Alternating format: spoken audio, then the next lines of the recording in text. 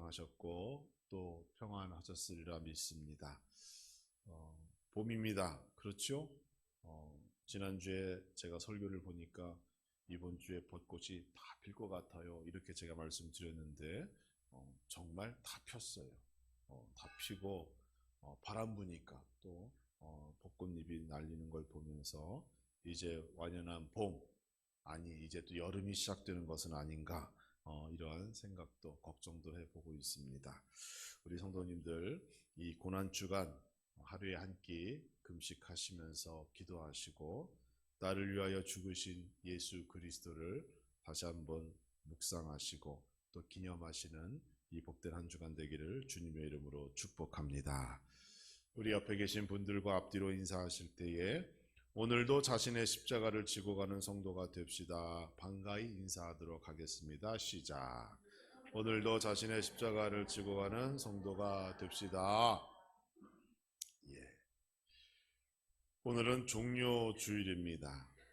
종료주일은 예수님께서 예루살렘 성으로 입성하실 때 많은 백성들이 길에서 나와 종려나무 가지를 흔들면서 마치 개선 장군이 입성할 때 환영하듯 그 예수님을 환영하고 기뻐하는 그 사건을 기념하는 주일이 종료주일이지요.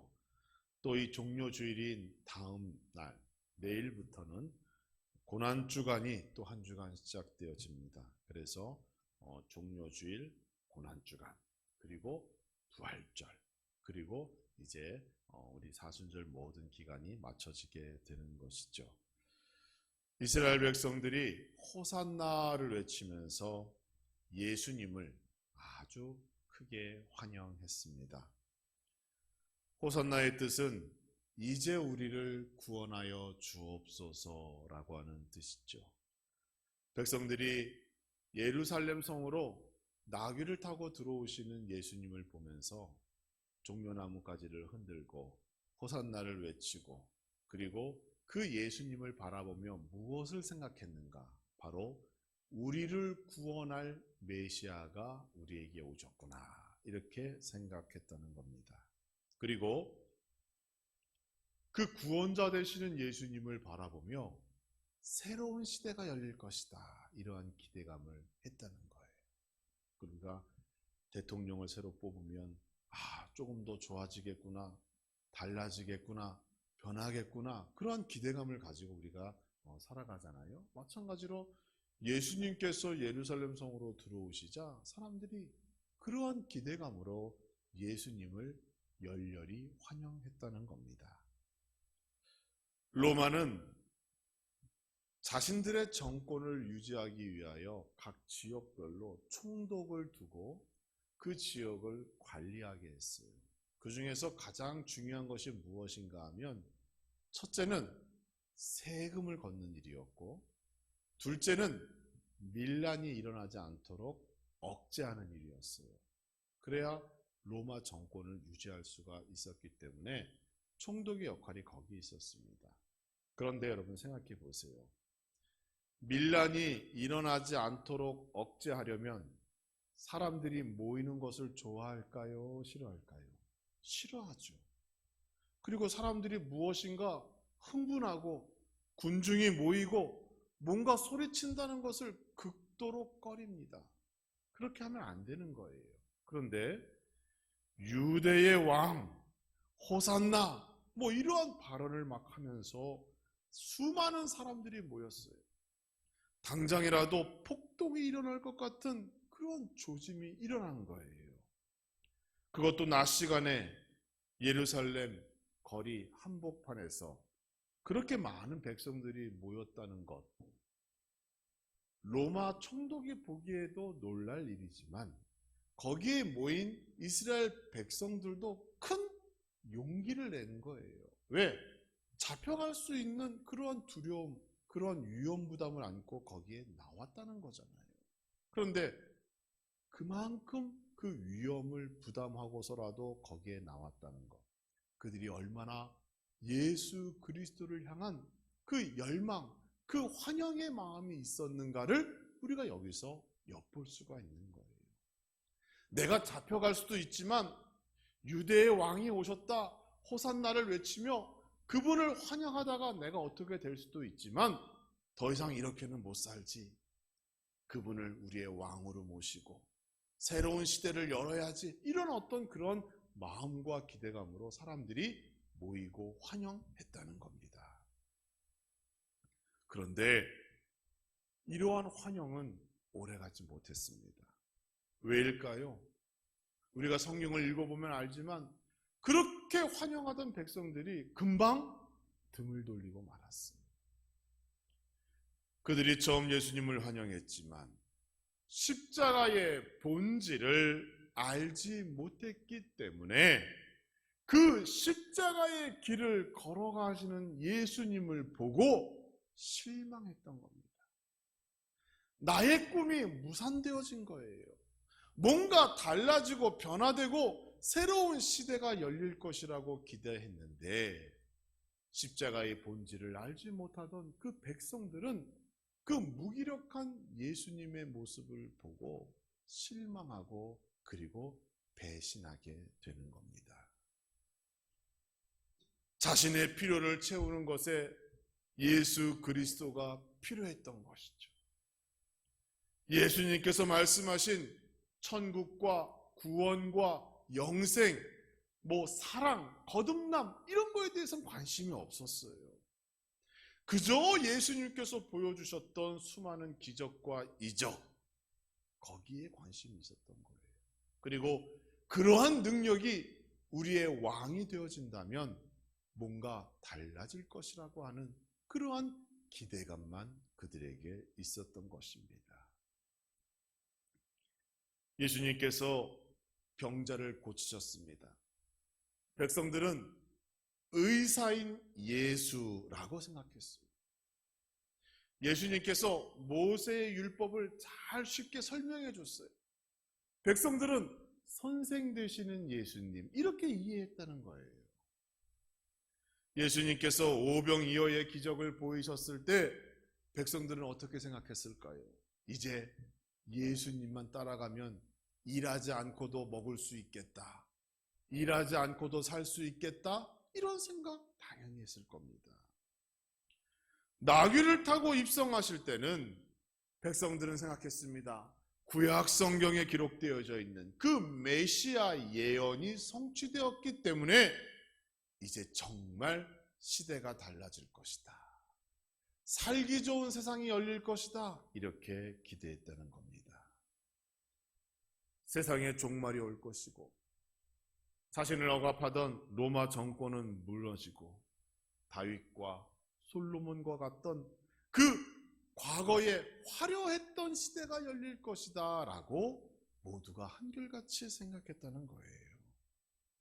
그러나 예수님께서는 너무도 힘없이 무기력하게 붙잡히셨고 이제 재판을 받게 되었습니다.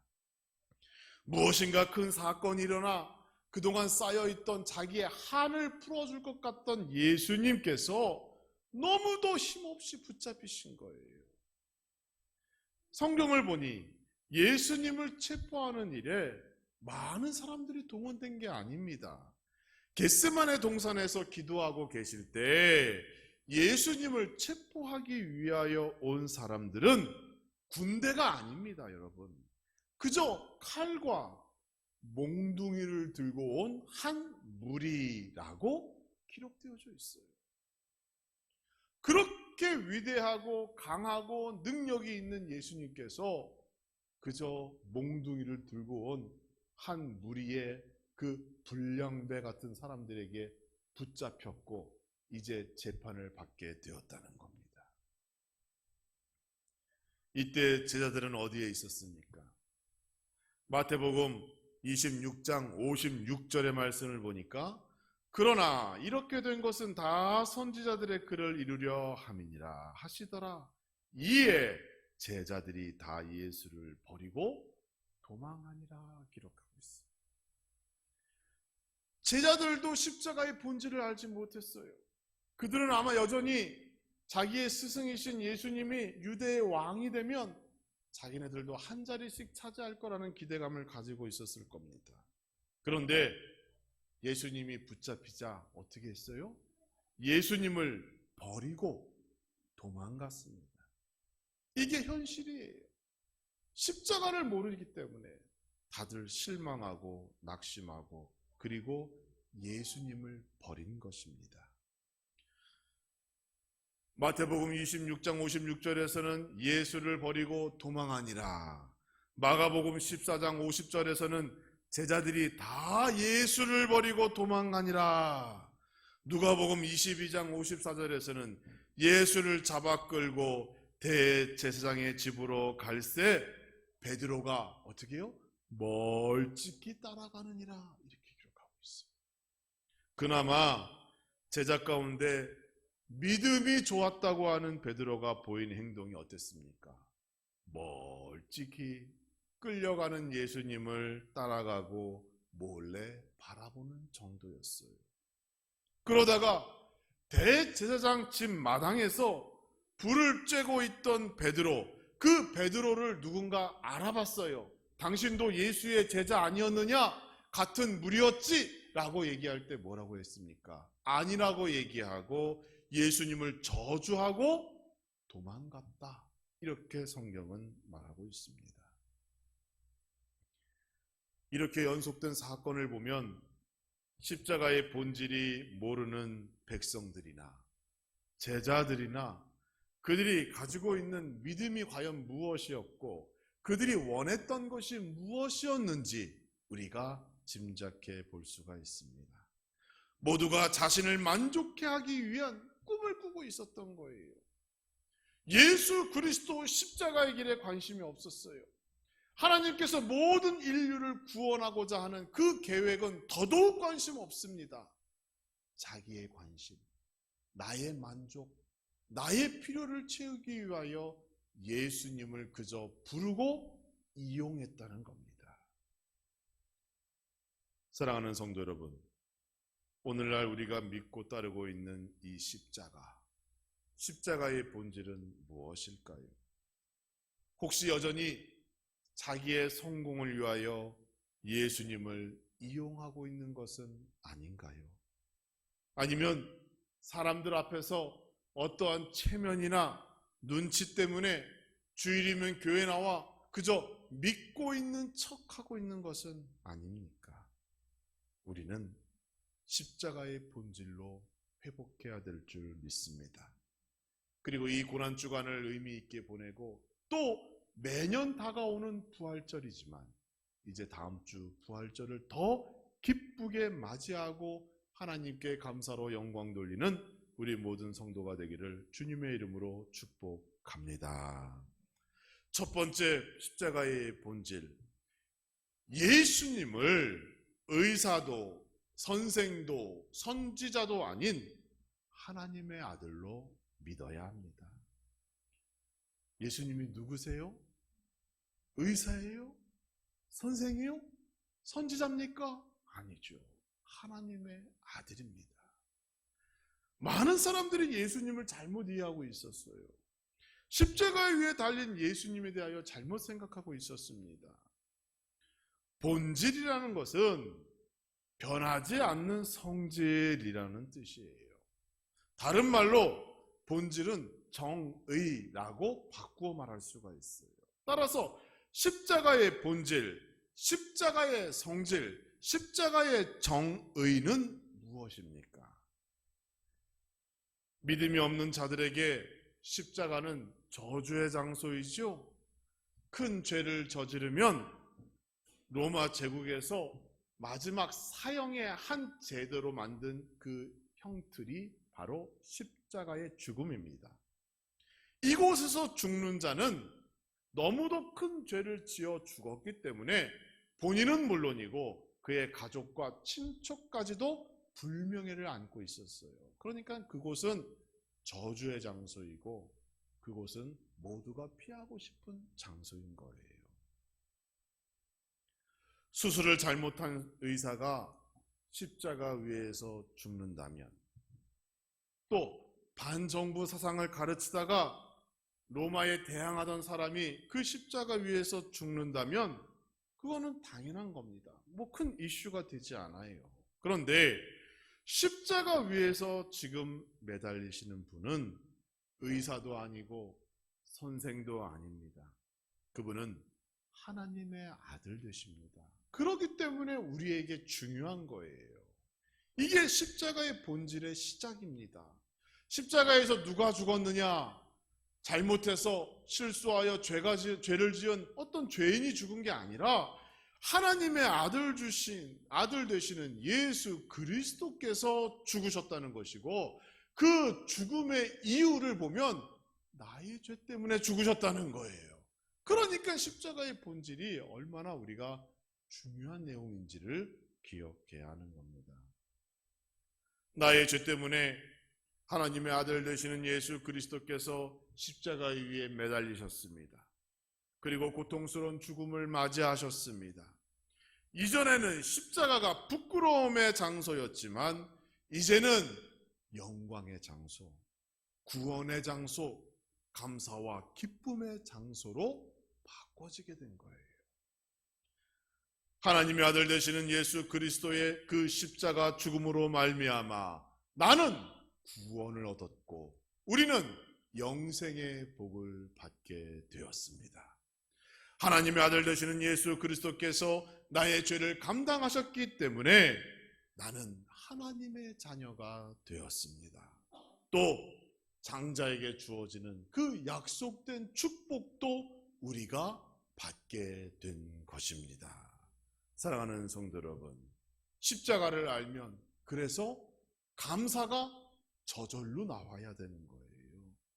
이 십자가를 보면서 부담스럽고 어렵고 힘들다는 생각을 해서는 안 되고, 나를 구원하신 하나님 예수 그리스도를 생각하면 감사는 저절로 나와야 되는 거죠.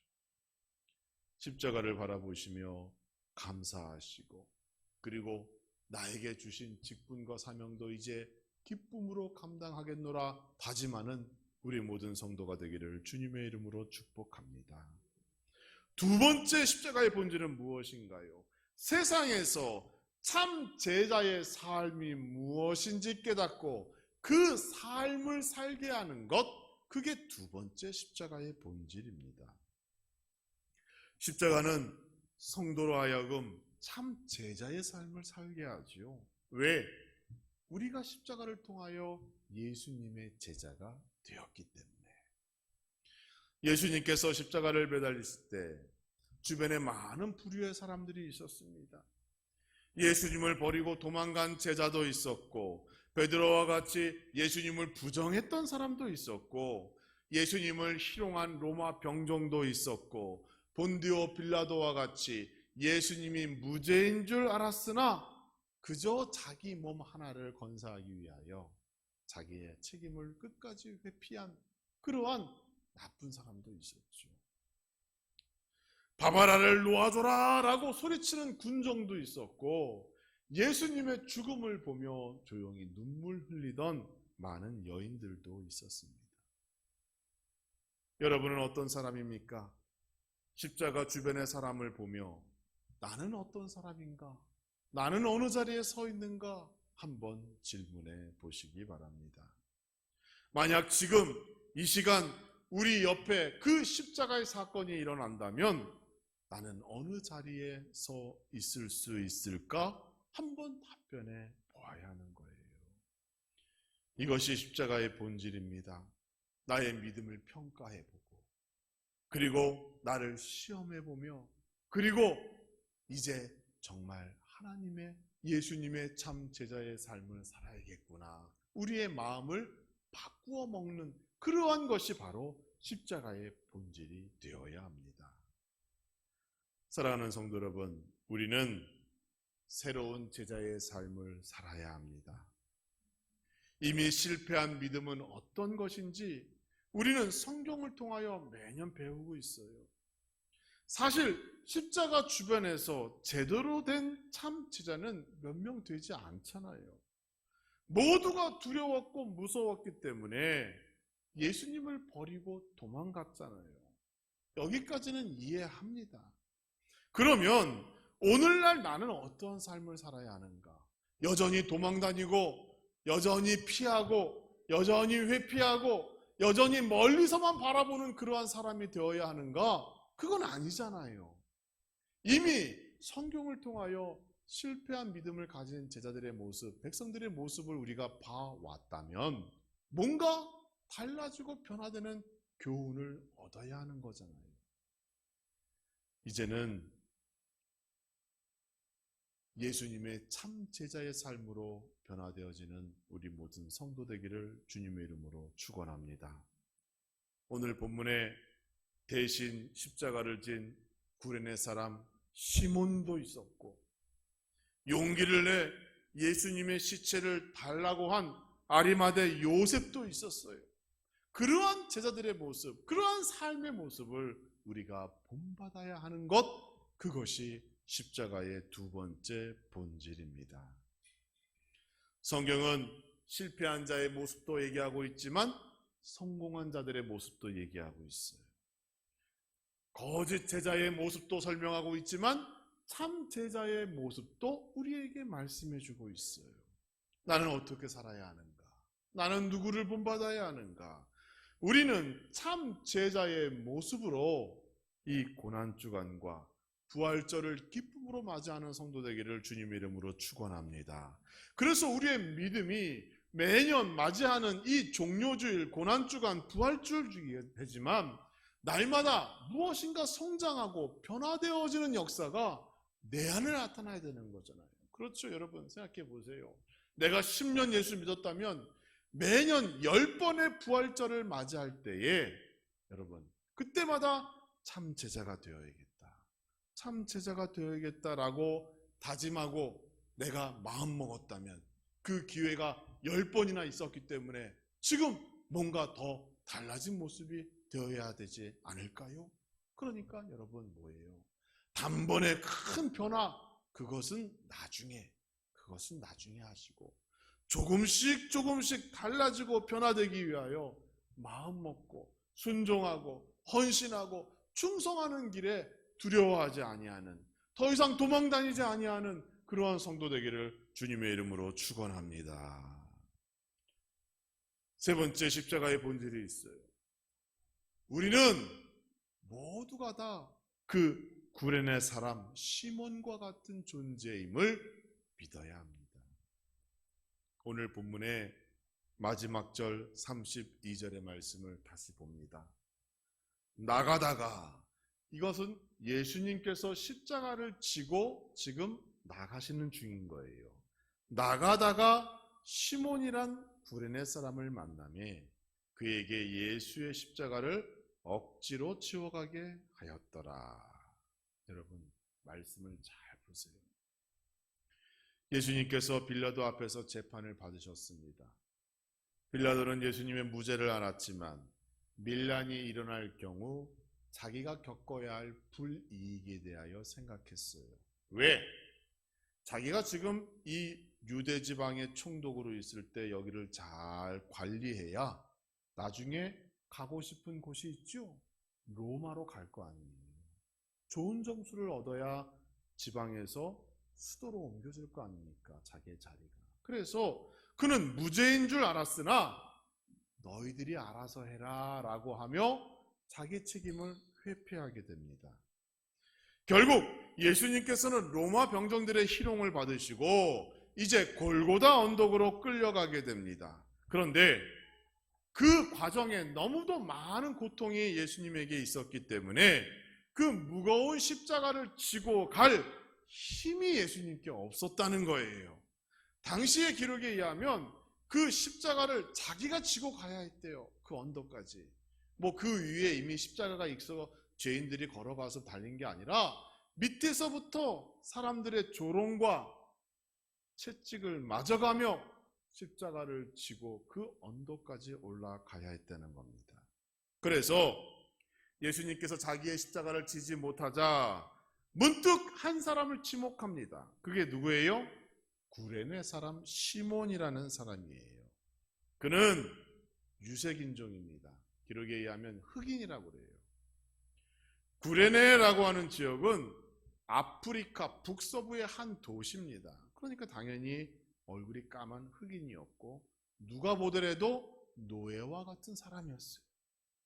32절 말씀에 그에게 십자가를 억지로 지게 하였다는 표현을 봤을 때 아마 그는 처음에 그 십자가를 지는 일을 거절했던 것 같아요. 십자가가 무겁기도 했겠지만 내가 그것을 왜 집니까? 내가 무슨 죄인이에요? 라고 생각했겠죠. 그런데 억지로 그 십자가를 지고 골고다 언덕 끝까지 올라가게 됩니다. 예수님의 십자가를 억지로 끝까지 올라간 시몬, 그 사람은 어떤 사람일까요? 여러분, 성경에 더 이상의 그 사람에 대하여 언급되어 있지 않아요. 그러나 매년 수많은 교회에서 그 사람의 이름을 지금 기억하고 있습니다. 그렇죠? 예수님의 십자가를 지고 간 사람이 누구냐라고 물어보면 다 구레네 사람 시몬이라고 얘기하고 그가 잘했다고 칭찬하는 거예요. 모든 교회, 모든 성도가 그 사람의 이름을 기억하고 있습니다. 그리고 칭찬합니다. 그는 우연한 자리에 있었지만 하나님의 입장에서는 우연이 없는 거예요. 다 계획하신 일이지요. 여러분, 오늘날 우리가 예수님을 믿게 된 것, 우리 함라중앙교회에 내가 출석하여 신앙생활을 하게 된 것, 다 우연한 사건으로 인하여 시작된 일 같아 보이지만 그렇지 않습니다. 하나님께서 우리에게 복 주시기 위하여 계획하신 것이고 우리를 인도하신 것이고 그러기에 여기까지 우리 모두가 지금 함께 나와 신앙생활하고 있는 겁니다. 구레네 사람 시몬은 억지로 십자가를 지었습니다. 그 억지로 일어난 일 때문에 그는 평생에 하나님의 은혜를 받는 사람이 되었어요.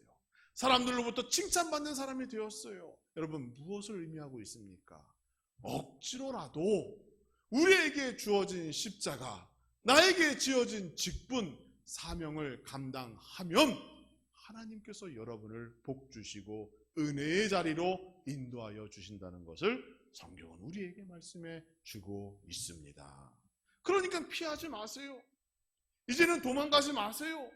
억지로라도 목사님이 강권했던, 장로님이 강권했던, 주변에 있는 권사님, 집사님이 강권했던 간에 주어진 일 감당하다 보면 내 안에 기쁨이 생기고 능력이 생기고 하나님의 은혜와 사랑과 약속된 축복의 열매가 내 안에 맺혀지게 되는 줄 믿으시기 바랍니다. 그러므로 우리 모두는 이미 구레네 사람 시몬과 같은 위치에 있는 거예요. 열심히 충성하고 헌신하고 순종하면 이러한 놀라운 축복을 받게 될 줄 믿습니다. 하나님을 향한 이런 순종, 헌신, 충성, 이것이 십자가의 본질입니다. 우리 함라중앙교회 성도님 모두가 이러한 헌신자의 삶, 참 제자의 삶, 예수 그리스도의 십자가를 끝까지 골고다 언덕 위에 거기까지 함께 지고 오르는 그러한 성도 되기를 주님의 이름으로 축원합니다. 그리하면 놀라운 부활의 영광과 기쁨, 하나님의 축복이 여러분의 삶 가운데 임하게 될 것이고 올해의 부활절이 그 어떤 날의 부활절보다 더 의미 깊고 더 행복한 날로 될 줄 믿습니다. 그러한 축복이 여러분의 삶 가운데 나타나기를 주님의 이름으로 축원합니다.